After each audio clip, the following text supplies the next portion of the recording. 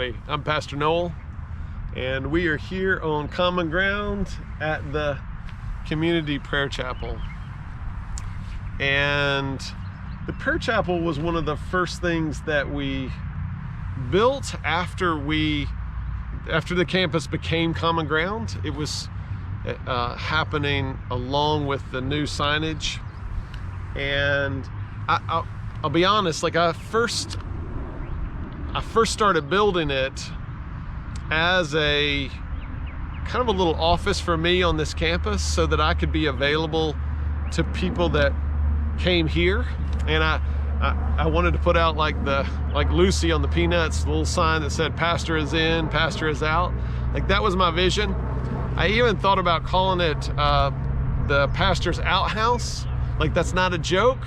That got vetoed by my mailman, who's now United Methodist pastor Mark Etchison. And but I didn't build it alone. Two gentlemen from our church, Archie Huskins and Dave McGuire, they came the first day I started working on my day off, and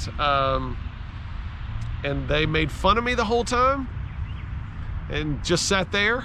They didn't help me. I sat on the tailgate of Archie's truck and made fun of me. And so kind of like the two old guys in the Muppets, which they actually look like that too. And then when I finished at the end of that first day, they said, hey, what time will we be back here tomorrow? And I go, one, who is we?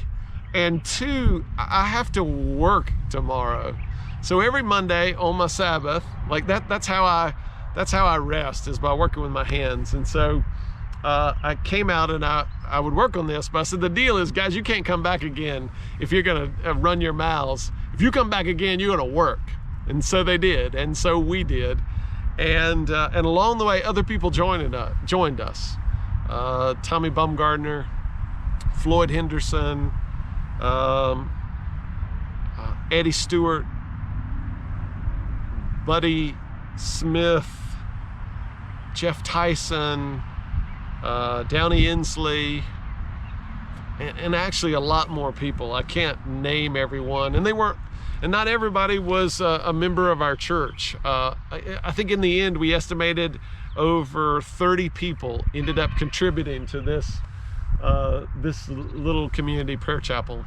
There's room in it for about 2 people, and Bob Cloninger, don't forget him. Bob is the oldest male member of our church, and he did the wiring.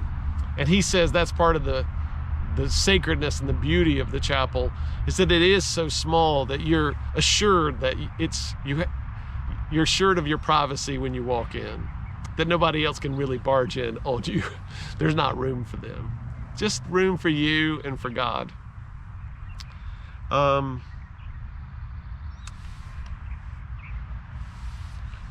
When we finished the chapel, we put a prayer board in it so where people could leave prayer requests. And we were shocked that in the beginning, no one left a prayer request. Instead, they left testimonies, stories of how they had encountered God in this little chapel or on this campus. And again, we were just overwhelmed.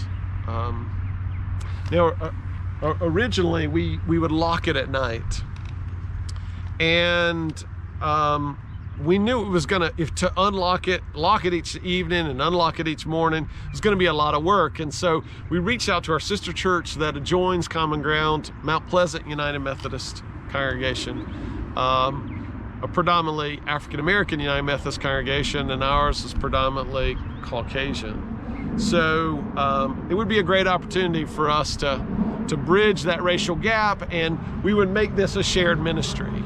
And so they agreed to unlock it every morning if we would lock it each evening. And so Eddie Stewart from our church would do that, and George Eubanks, who was a corporate executive, newly retired, had really taken early retirement as as God had kind of gotten a hold of him, and as he had come back to his faith, come back to Christ, he joined Mount Pleasant, and this was his first ministry, was simply unlocking this chapel. And he would pray a simple prayer like, you know, Lord, meet whoever comes here today who is seeking you. And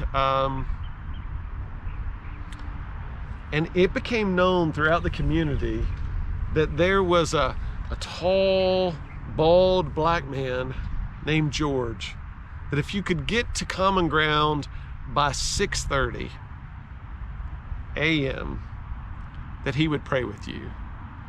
And that was George's delight. That was his ministry. He wouldn't stay here a long time. He would unlock the chapel. He would pray a prayer. And if anybody was around, even on the tracks, he would just pray with them. Like, that's his job, right? He's a new Christian, and he's like, all right, I'm dedicated. He'd get up every morning and say, Lord, what are we doing today? And then the first thing he would do is he'd pray for anybody that was here on CommonGround that was open to it. And pretty soon people started to come. The people that struggled with addiction, people would spend the night on benches around here, waiting to be prayed for. Wow. There were children that required their parents to bring them to CommonGround on the way to school so that Pastor George would pray for them.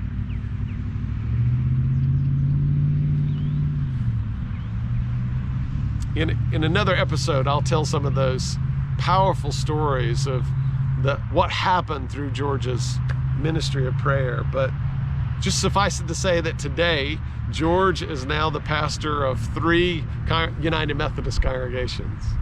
But his ministry started here. In fact, that ministry along the way even led him to preach in Westminster Abbey in London. Like, don't ask me to explain all that, but it's all linked to, it started right here in simply opening this door so as a place, so that it would be this would be a chapel. This would be a secret space where all of God's children could come and pour out their hearts to God. There's a prayer journal in there, and in that journal we have learned that countless persons who were considering suicide came here to pray their last prayer, and then something happened. Something miraculous happened, right? They encountered God, or they bumped into Pastor George, or they bumped into a stranger that encouraged them and blessed them and enabled them to go another day.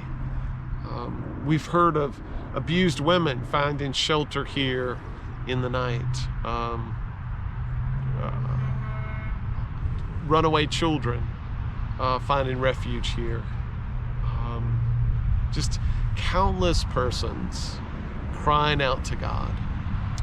Most recently, we've noticed that on the prayer board, people are leaving prayer requests, right? But a remarkable thing has happened. People have started to, neighbors are coming in and they're lifting up the prayer of somebody that came in before them. And they're leaving a little note like, hey, just a little word of encouragement. I'm praying with you. You know, let us know what God does. And then that person coming back and realizing, whoa, there's people like praying for me, with me, and then leaving a little update, right, of how God is at work. And then their neighbors come in and leave another response or a praise. And so community is happening, church is happening. 2 or 3 people are being connected through this, through prayer. And through having a heart that's open to each other. Like, that's common ground, you know? Space not only where we connect to God, but we connect to each other in a world that's so divided. Even in a little chapel that only 2 people can fit in, like, community is happening, connection is happening, healing. But don't take my word for it. come and be a part of what God is doing in this little bitty prayer chapel. Come bring your own prayers, your own burdens to the Lord.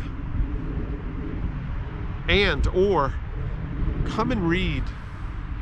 Come and hear the prayers of your neighbors and join them in lifting up their prayer.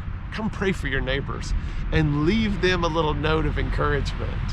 And maybe it's simply, hey, I'm here and you're not alone. So come. You are common ground.